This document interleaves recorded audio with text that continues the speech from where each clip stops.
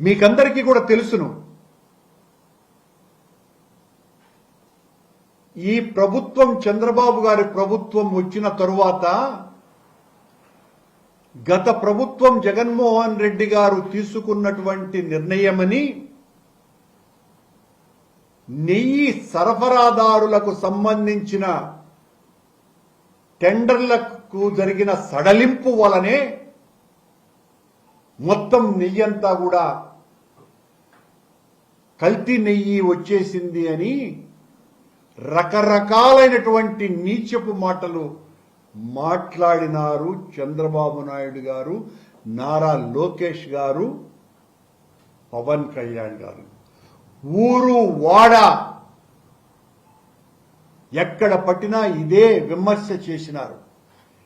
మేం చాలా స్పష్టంగా ఆ రోజున దాన్ని ఆధారాలతో నిరూపించినాం. మా సడలింపు ద్వారా ఒక్కటంటే ఒక్క పనికి మాలిన బిడ్డర్ కూడా టెండర్లో పాల్గొన్నటువంటి పని చెయ్యలేదు అని చంద్రబాబు గారి టైంలో ఎవరైతే పాల్గొన్నారో వాళ్లే మా హయాంలో మేము సడలించినప్పుడు కూడా పాల్గొన్నారు. ఆ కారణంగా వాళ్ళు ఏదైతే కారణం చెప్పినారో ఆ కారణంగా ఏ రకమైనటువంటి పొరపాటు అక్కడ జరగల.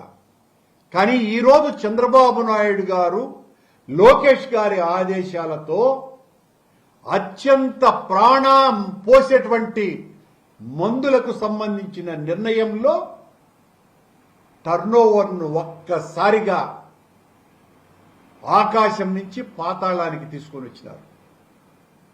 దీని ద్వారా నాసిరకం వస్తువులు, సామగ్రి, మందులు సరఫరా చేయటము ద్వారా ఆ సరఫరాదారుల ద్వారా కమిషన్లు కొట్టటానికి, కుమ్మటానికే ఈ నిర్ణయం తీసుకున్నారు. ఈ అజ్ఞాత కమిటీ, అజ్ఞాన అవినీతి కమిటీ ఏదైతే ఉందో, సిఫారసు చేసిందో, ఆ కమిటీలోకి సంబంధించినటువంటి వాళ్ళు ఈ సరఫరాదారులుగా మారబోతున్నారు. వాళ్ళ భాగస్వామ్యం కూడా ఉంది అన్నటువంటి అనుమానాలు ఇప్పుడు అంతా కూడా వ్యక్తమవుతున్నాయి.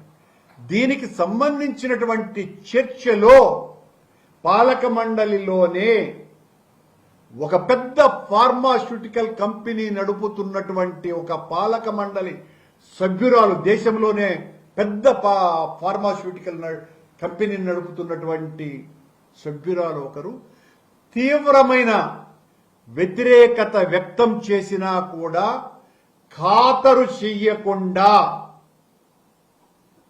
లోకేష్ గారు చెప్పారు కాబట్టి జరిగి తీరాల్సిందేనని ఆ నిర్ణయాన్ని తీసుకోవటం జరిగింది. ప్రజల ప్రాణాలతో చెలగాటమాడేటువంటి పని ఈ ప్రభుత్వం చేస్తున్నది. ఆ కమిటీకి బర్డ్ డైరెక్టర్ జగదీష్ గారి నాయకత్వంలో ఆ కమిటీ ఆ సిఫారసును చేసింది. ఈ బర్డ్ డైరెక్టర్నే స్విమ్స్ కి, చిన్నపిల్లల హాస్పిటల్ కి కూడా పూర్తి అజమాయిషి అప్పగిస్తున్నాము అన్నటువంటి నిర్ణయం కూడా తీసుకున్న విషయాన్ని ఈ సందర్భంగా గుర్తు చేస్తున్నాం.